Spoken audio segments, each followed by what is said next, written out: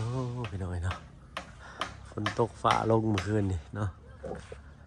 อากาศก็อบอ้าวแน่บ้านนี้พี่น้อยหลังจากที่ฝนตกแล้วกันเนาะซึ่งอุณหภูมิแบบห้อนมุกเข้าบ้านนี้เนาะบ่มีลมเลยงัดติ้งบ้านเพิ่นมาเนาะมาตัดภาพมาทั้งสร้างเพิ่นก็ไว้จวดจ้าดขนาดเลยพี่น้องเนาะทางน่ะเพิ่นพากินข้าวกันยังเด้ทางตัวแม่เพิ่นเนาะรอถ่าแต่สังกะสีพี่น้องเนาะลุงจันเพิ่นก็สั่งมาแล้วแหละเนาะไปสั่งแต่เช้าๆมื้อนี้ก็ได้เนาะได้ย่างใกล้เข้ามาก่อนรอถ่าแต่สังกะสีมาตอนเที่ยงมื้อนี้เพิ่นก็ขึ้นหลังคาบ่ได้เนาะมันลื่นพุ่นเนาะ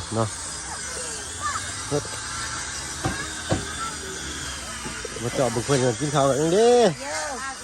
สบายดีตัวแม่โดยสบายดีโดยเราได้ยังกินข้าวทอดไข่ครับต้มไข่เนาะเอาเส้นแซ่บสั่นเนาะมาจ้าเนาะกินข้าวกันเลยนะปลาทางเงินน้องน้ำลุงจันเพิ่นก็โอ้ล้มกันอยู่เนาะพี่น้องเนาะลุงยังบ้านหลังครัวเพิ่นก็พี่น้องเนาะ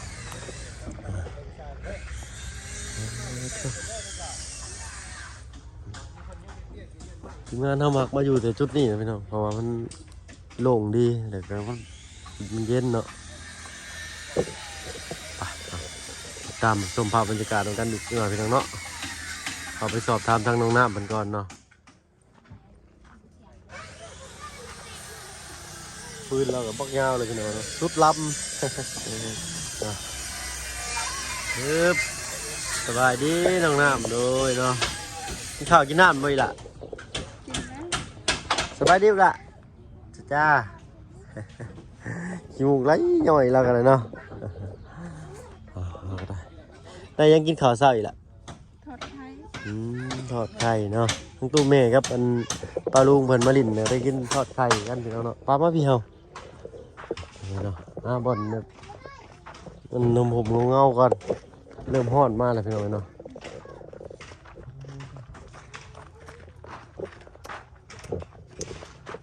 ฝนตกแห้งบ่ล่ะเมื่อคืนนี่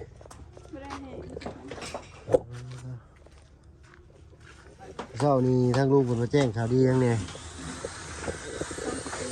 สำคัญก็สีจะเลือกแล้วบ่สีมันนะสีน้ำเงินนี่สีน้ำเงินเพิ่นบอกพี่น้องไงเนาะ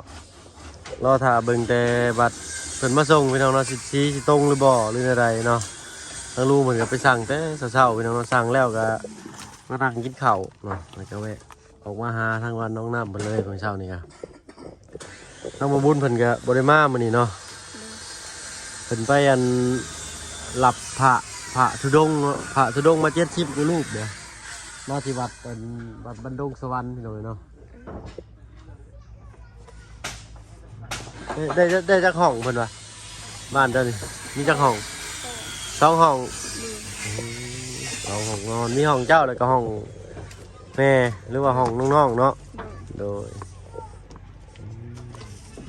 เช้านี้ทางลุงจันได้ยังมาให้สร้างเช้านี่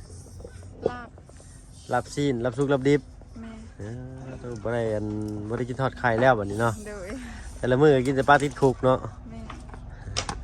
งูบ่ได้มาลิ้นน้ำบ่มื้อนี้ว่านนี่ก็บ่ได้มาเนาะเพิ่นยากเวียกบ่จักเนาะ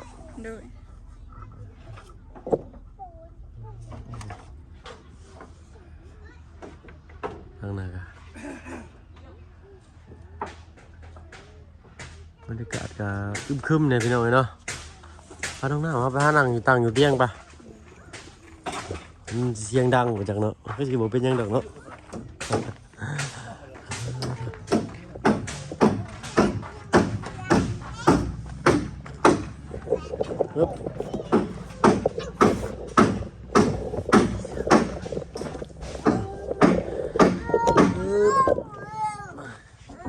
ตั้งกล้องกับพี่น้องก็จังหน่อยพี่น้องเนาะ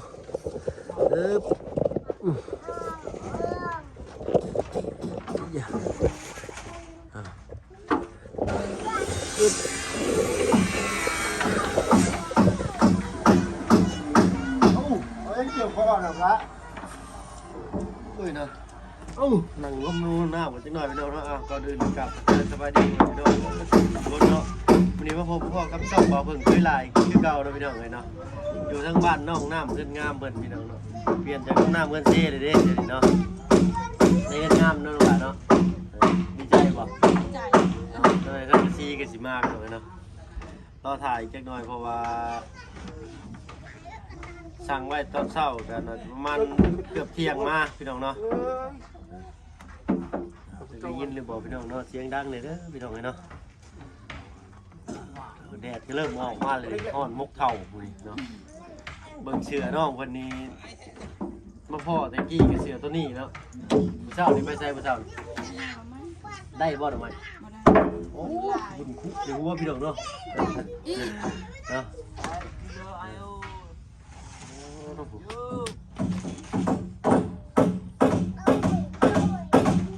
คนร้ายบ่ได้บ่ว่าบ่ได้อ๋ออยู่บนเนินเขาตาเลยเฮ้ยเนาะหนังตาไม่ตอกของตาเพิ่นพี่เนาะฮะก็สังเกตเป่าแป้นไปเลยเนาะนี่เนาะน้องล่ะเก็บมาไว้พี่เบิดบ่ทั้งพ่อทั้งอันตู้พ่อกับตู้แม่เก็บทั้งน้องล่ะไปหาหน่อไม้เนาะก็ต้องขี้ฝุ่นติดหัวเบิดพี่น้อยเนาะปึ๊บน้องลบก็น้องห้ามมันจังได๋พี่น้อยเนาะ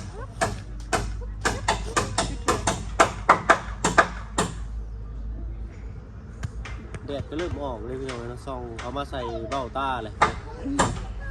เริ่มแล้วบาดนี้ทางมื้อเช้านี่ก็ลุงจันเพิ่นก็ไปสั่งสังกะสีเนาะรุ่นกันเนาะสิเป็นสีหยังแหละแล้ววันนี้แหละประมาณเที่ยงหรือ11 โมงคือเที่ยงนี่เนาะเพิ่นเข้ามาส่งให้เนาะเพราะว่าถนนทางเส้นนี้ก็เวลาฝนตกก็รถก็ติดขัดน้อยนึงเนาะการรถก็หลายเด้รถมีแต่รถ10 ล้อรถพ่วงเนาะว่าอีนี่น่ะสายเด้พี่น้องล่ะไหวมื้อเช้านี่ย่อเขาสร้างนี่ย่อยังก็เขาซื้อมกปลากินอ๋อเพิ่นซื้อมกปลามากินตอนเที่ยงนี้ได้รับชีดแล้วนี่เนาะทางน่ะแนมไปเลยทีเดียวว่าฟ้ามืดที่แท้ภูเขาเนาะเพื่อนเจ้านี้ได้2 ห้องเนาะ2 ห้องนอนเนี่ยเป็นห้องโถงแบบนี้เนาะห้องทางใดเนี่ยทางนี้บ่ตัวนี้กับตัวนี้ทางนั้นเปิดประตูเข้ามาก็ไปโล่งเลยเนาะเป็นหน้าต่างของนั้นฝั่งนี้ก็ใส่หน้าต่างห้องละอันเนาะทางนั้นก็เป็นนั้นน่าสิปิดบ่ตัวน่ะแม่ปิดตัวนี้อ๋อตัวนี้เป็นปิดเนาะปิดแต่ก็ทั้งหน้าก็เฮ็ดสลุกติ่งเบิดเลยเนาะบ่ย่านฝนมันสาดนี่ท่านนี่เพิ่นเลยปิดเบิดงามเด้บ้านหนองงามเพิ่นนี่เนาะ12 เสาพี่น้องเนาะหาหน่อไม้ก็บ่ได้ครับบ่ได้เจ๊จังหวัดบ่ได้เพิ่นคนหลายได้นิดเดียวได้นิดเดียวโอ้ไปอันสำไปเอาบุญเนาะไปอันหาหน่อไม้ก็คนหลายเนาะคนหลายมื้อเช้านี่เพราะว่าฝนมันตกเลยหน่อไม้มันสิออกเนาะเป็นบ่เพิ่นเลยพาไปแต่เช้าพี่น้องเนาะไปแต่จักโมงนึงล่ะมื้อเช้านี่ประมาณ6 โมงตื่นมาเลย5-6 โมงแล้วก็ไปเลยใกล้บ่ย่างไปนี่ใกล้ทางใดทางไหนโอ้โหคือเก่าพุ่นใช้เวลานานหมดแล้วล่ะย่างไปนี่นานประมาณ10 นาทีประมาณ10 นาทีแม่10 นาทีก็บ่ใกล้เลยเนาะ10 นาทีย่างไปนี่10 นาที20 นาทีประมาณนั้นมันครึ่งชั่วโมงหรือชั่วโมงนึงนี่ใกล้อยู่ดิเนาะ10 นาที1 ที่ใกล้บ่ได้หรือว่าเพิ่นเคยย่างแล้วเพิ่นแบบชินบ่เนาะพี่น้องเนาะ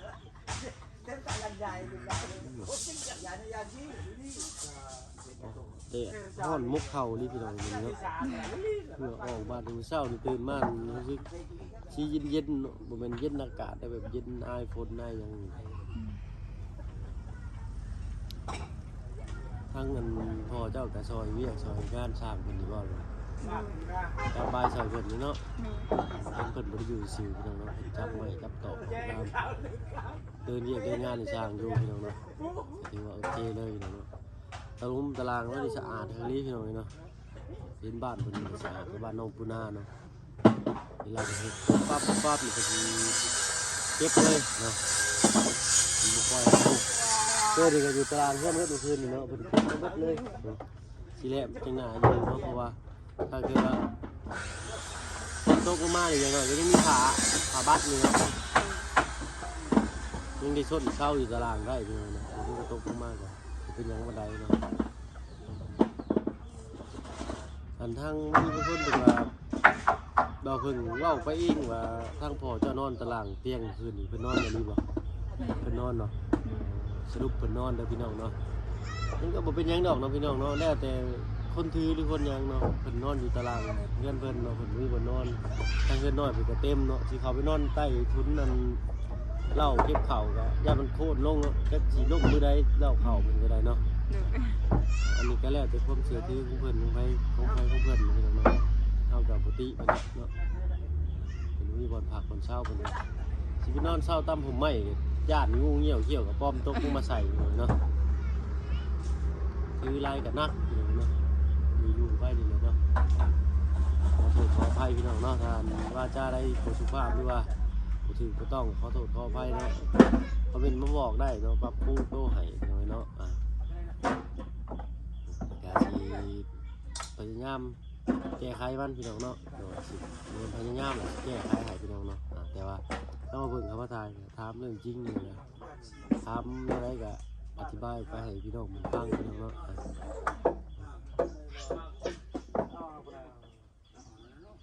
ทางอันนี้อันป้าลุงท่านหนึ่งเป็นว่าให้เด็กนำสอบถามเลขกระบอกเพิ่นวิธีการนำใช้ถ้วยบ่วงสวงชามพี่สังเหล็กกระมังเนาะพี่น้องเนาะทางภาคเพิ่นกับภาคเฮาอาจจะว่าคือกันก็ได้เนาะพี่น้องเนาะแต่ว่ามื้อนี้ยังก่อนพี่น้องเนาะและถามมือคือเดือนกินชาติเพิ่นหรือว่าจังได๋เฮาเห็นภาพรวมๆมาแล้วเขาจังสิได้ถามถูกเนาะแต่ว่ามื้อนี้สิไปถามน้องเพิ่นนี่แม้ว่าต้องให้น้องเพิ่นไปหาซอกมาอีกแต่ให้น้องเพิ่นไปเฮ็ดอย่างอื่นก่อนดีกว่าพี่น้องเนาะพอเพิ่งพ่อยังแล้วเพิ่งก็สิถามให้เนาะถามเบิดเนาะว่าเพิ่นเนาะสอดทูสอดเห็นก็ว่าได้พี่น้องเนาะแปลว่าเห็นยังกับซิกลิกสอกหลอกถามมันนะถามจากหูนะแต่ที่เขาหูเขาถามน้องน้ำด้วยนี่เป็นบ่เศร้าเลยพี่น้องแต่กาวนี่ตาเราสิช่วยเราแล้วมือเราเลื่อนเลยปากเราบริมีสีเลยจืดปากแห้งเป็นขาดน้ำที่นี่ก็ชื่อน้ำมากินปกติบนนั้นดูขวดเท่าตุ๊กเท่าแต่ว่าน้ำเพิ่นมีเท่าไรเพิ่นกินตุ๊กนี่10,000เท่านั้น7,000เพิ่นมาส่งเหรอ8,000เขามาส่งเพิ่นมาส่งให้เขาเทือนเลยเนาะเปลี่ยนกับตุ๊กกันเนาะ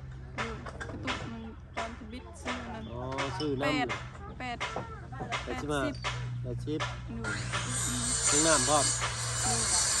ชาวบ้านบอกว่ามี65,000เลยตุ๊กน้ำทางชาวลิตรเนาะเดี๋ยวมีหัวกดขอโทษขออภัยพี่น้องเนาะ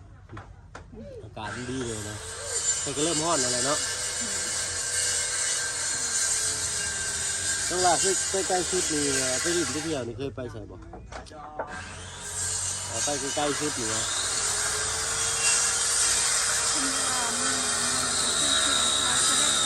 อ๋อออกเสียงไทยแสดงที่ว่าใกล้ชุดเลยเนาะไปใช้บ้านดงสวรรค์นี่เคยเขาไปอยู่บ่อยู่บ้านดงเนี่ยเคยไปมันดงเคยไปดินไปเที่ยวหรือว่าไปซื้อข้าวซื้อของก็คือนี่ซื้อเครื่องมาซื้อเนาะบ้านดงสวรรค์ก็4-5-6 กิโลประมาณนี้พี่น้องเนาะจากนี้ไปหาบ้านดงแต่แสดงเวียดนี่น่าจะ30-40ถึงจะน่าจะ30ปลายอยู่น้องพี่น้องว่าบางครั้งว่าเพิ่งไปก็มีแต่เป็นรถคลิปเนี่ยนึงกับมาประมาณ10 ที่กับมาเนี่ยแต่ยังบนต้นฮอดแสดงเวียดเนาะเมื่อไหร่จะไปเก็บภาพบรรยากาศทั้งนั้นในพี่น้องในเบิ่งอยู่ในทางส่งกันเพิ่นเนาะ ถ่ายคลิปทางไปเซเดนเวียดแต่ว่าไปไม่ได้ฮอดเนาะไปกินกาแฟแล้วก็บ่จุดนั้นมันมีเป็นงานเนาะก็เลยจะโหลดคลิปเลยอะไรอย่างชื่อนั่นชื่อไหนคือกาแฟกินเลยโหลดคลิปแล้วออกมาเลยมันมีมาทำเคยคือเก่าพี่น้องแต่ว่าทางบ่วุ่นเพิ่นไปวัดภูกว้างตอนนี้ทางพระเป็นเดินทุดงมาเนาะ70กว่ารูป75รูปหรือ70นี่แหละพี่น้องทางบ่ฟังบ่ถนัดปานใดเนาะบ่วุ่นเหมือนกับอาสาหับที่นั่นเนาะไปอันเบิ่งแย่งแขกไปเบิ่งแย่งพระเนาะหับแขกน้ำในเนาะหุงอาหารนั่นแหละน้ำในหรือว่าเพิ่นชั้นของเพิ่นเนาะพี่น้องทางอันนี้ก็เลยมาสั่งทางซีเนาะยันมาพบพ่อแบบพอดีจังหวะที่ลงคนประสงค์ท่านไปซอยจับใส่บ้านใส่เพิ่นไม่ไงก็เป็นก็ต้องลุงกับว่าได้เพียงเนาะช่วงว่างที่ทางลุงเป็นไปเบิ่งงานเราก็มานั่งโอ้ล้มเพิ่มเติมมาพี่น้องนะครับไปชมเพียงเนาะ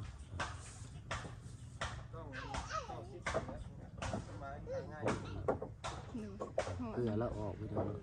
มีเหยื่อได้เด่นเลยเสื้อตัวนี้จะหึงมาได้เลยจะร่นมาได้เลยบทิมไม่ได้เชื่อเคยไปปะไปให้เสื้อตัวนี้ที่เคยถ่ายอยู่เพื่อนซีเราไปดูมาเลย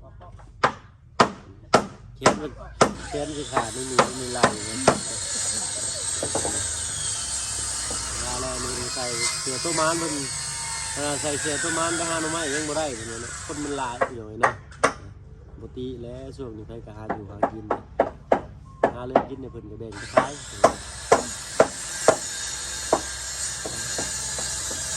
ก็ได้กันเองอะไรพี่น้องเนาะไม่ต่อของตามถึงรถไม่หนึ่งแต่เองแล้วก็ลื่นแล้วก็ถึงหลังคาได้เลยแต่มีทั้งข้างเป็นเห็ดทั้งส่วนล่างไว้ก่อนเนาะฝากเบิ่งฝากติดตามกันพี่น้องเนาะว่าสิมียังไงทางวัดน้องน้ำเพิ่นเนาะ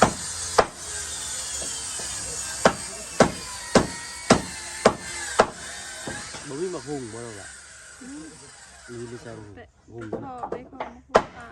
เป็นของหุงป้าFC เพิ่นว่าน้องน้ำพัดหุงจะไข่เป็นบ่มีไข่บ่เว้นเนาะอันดังบ้านเพิ่นว่าทอดน้องน้ำแบบว่าอาหารง่ายๆเลยพี่น้องเนาะแบบว่าพัดมะละกอใส่ไข่นี่คือแบบว่าเบสิกสุดเลยแบบว่าอาหารแบบพื้นบ้านแต่ว่าได้เนาะกินง่ายนะเนาะอาหารง่ายต้องหลากเอาหุงมาเนาะพันต้นมันเนาะพันหัวพันต้นมันย่างมันออกเลยก็ล้างน้ำเพราะปอกเปลือกเพื่อสิสมตั้มเนี่ยซับบางๆเนาะเดี๋ยวสไลด์เพื่อสิตั้มสมตั้มเนาะเรื่องมีแนวขูดก็ดีกันขูดเนาะเดี๋ยวซับเอามันจะเป็นแผ่นบางๆแสบกว่าเนาะต้องลากกระเทียมเนาะข้างหมูใส่น้ำมันน้อยนึงเลยกระเทียมถูกตุ้ยใส่2 ขีด3 ขีดก็ได้เนาะพัดกระเทียมเนี่ยหอมมันจะเคาะไข่ลง2-3หน่อยยันกินซ้ำกินเขามีเจียวพริกน้ำจ้ำอันนี้ยันกินใส่ตั้มบ่เมื่อวานเขาไปหาตั้มมาลองพัดลงเบิ้งมาพัดไปเองหน่อยก็ได้เพราะว่าเป็นทีมเนี่ยน้องลากพัดมาหุงมาอะไรกันกระเทียมถูกลงใส่น้ำมันอะไรกันข้นๆมันหอมๆนึงเลยกันตอกไข่ลงจาก2-3 หน่วยเลยพัดไข่ให้ก้าวเดี๋ยวมันเกาะตัวกันหรือว่ามันซุกก็ได้แล้วก็เอามาหุงถึกลงเลยก็เติมปรุงรสตามเข้ามากันแล้วหรือว่าทั้งมีพี่คนหนึ่งเป็นว่าเอารถใส่แต่รถดีก็แซ่บคนนั้นเนาะเอารถดีคู่แล้วจึ๊กเอามาอะไรกี่อย่างไปหน่อยนะมันแซ่บอยู่เลยเนาะเขาจะใส่บุกผิดก็ได้เขาหมักเป็นรสชาติแบบจัดเนี่ยก็ทุบบุกผิดเอาลงเชียร์หน่วยก็ได้เนาะหรือว่าเขาจะตั้มกระเทียมก็ได้ตั้มใส่กับบุกผิดเลยก็ลงพัดกับน้ำมันเนี่ยมันหอมก่อนเนาะแล้วไข่จอกคนเอามะละกอลงจึ๊กเดี๋ยวก็ยัดน้ำนิดนึงกับมันเองน้ำยัดลงนิดนึงมันก็ดังชั่วนะกับปรุงรสตามที่เขาหมักคนเขากันใช่ไหมเนี่ยน้องหลายเจ็ดเบนอยู่ป่ะโมกันเย็นก่อนมือหนาเนาะอย่าหาเวลาว่างๆ จักว่าเพิ่นสิทั้งสร้างทั้งในบ้านเพิ่นสิมักหรือบ่ก็บ่รู้เนาะทางบ่เพิ่นก็ถ้าคือว่าพัดมะละกอนี่ก็บ่ปานใดพี่น้องทางบ่เพิ่นก็บ่ค่อยมักกินถ้าเกิดเป็นส้มตำบ่หรือว่าหยังกินได้อยู่เนาะ กิน บ่กินบ่จังบ่เคยกินหรือว่าบ่ได้กินหรือว่าบ่อยาก ไม่อยากกิน อาหุ่งอยู่บ่มักบ่ได้เนาะ ดู อาหุ่ง โอ้โห อาหุ่งเนาะอาหุ่งชื่ออยู่หน่อยนึงเนาะอาหุ่งกับบักทั่วนี่ยังก็มื้อน่ะ ต้อง สตองเนาะตัวฟักเงาเนาะพี่น้องสตองเนาะแล้วก็อีกนี่เที่ยวเที่ยวเนาะเที่ยวชื่อเนาะเที่ยวเนาะเพชรเนาะพริกเนาะเที่ยงดังเจ็ดจ้าเลยพี่น้องเนาะเอ้าทางเฮากะสิก็ทางอื่นก่อนเนาะเดี๋ยวทางกะซีมาเดี๋ยวไปไต่ไปดำทางกะซีก่อนพี่น้องเนาะรุ่นกันว่าสิเป็นสีอย่างพี่น้องเนาะน้องว่าเจ้าคิดว่าในใจอะไรเป็นของสีอย่างยังเอาเบิดแต่ว่าสั่งไปแล้วเนาะรุ่นเหมือนกันพี่น้องเนาะอ้าวน้องพี่น้องทางห้องน้องน้ำนี่ก็จะมี2ห้องเนาะที่เรียกว่าห้องโถงเลยอะเลี้ยงเนาะพี่น้องเนาะบางคนปลาลุงจะถามว่านี่ห้องขนาด1 เมตร1 เมตรก็3 เมตรเลย3 เมตรคูณ3 เมตรเนาะ3 เมตรนะครับ3 เมตรคูณ3 เมตรนี่น่าจะประมาณเนาะ3 เมตรกว้าง3 เมตรยาว3 เมตรนะพี่น้องเนาะแต่ละห้องนะห้องนอนเพิ่นเนาะอีก2ห้องเพิ่นก็เป็นห้องโถงกันข้างหน้าอีก2ล็อกก็เป็นแบบระเบียงแบบนั่งครับแขกพี่น้องเนาะเอาสำหรับคลิปนี้ก็โจ๊ะไปชั้นนี้ก่อนพี่น้องเนาะพอกันคลิปหน้าพี่น้องเนาะแล้วทางมาผมก็คือก็เรียนหับทางวุ่นก่อนพี่น้องเนาะเบิ่งทางหน้าบนตัวของท่านบ่พี่น้องเนาะพอกันคลิปหน้าก็แล้วกันพี่น้องเนาะไปเบิ่งไปที่เลยต้องบักหลายๆหลายไปอันทางอ้ายก็ไปก่อนเนาะสบายดีเนาะเดี๋ยวทางบายฮะโอ้ยเดี๋ยวทางอ้ายที่เข้ามาอีกบัดเที่ยงเด้อโดยเนาะผมบอกขอบใจทางน้องหลาวันนี้ไลน์ไปหน่อยเนาะนั่นก็ชวดจ้าพี่หน่อยเนาะทางเฮาก็เดินทางมุ่งหน้าไปทางอื่นต่อพี่หน่อยเนาะบ้านนี้ทางบ้านน้องน้ำกันและทางกระซีมาอะไรซีมาเดี๋ยวพี่ให้น้องนะครับไปส่งอีกเทื่อนึงพี่น้องเนาะสำหรับคลิปนี้ลาแล้วพี่น้องเนาะพอกันจิบหน้าเบิ่งหมอกในปลายภูเขาพี่น้องเนาะเอาเป็นว่าสบายดีพี่น้องเนาะ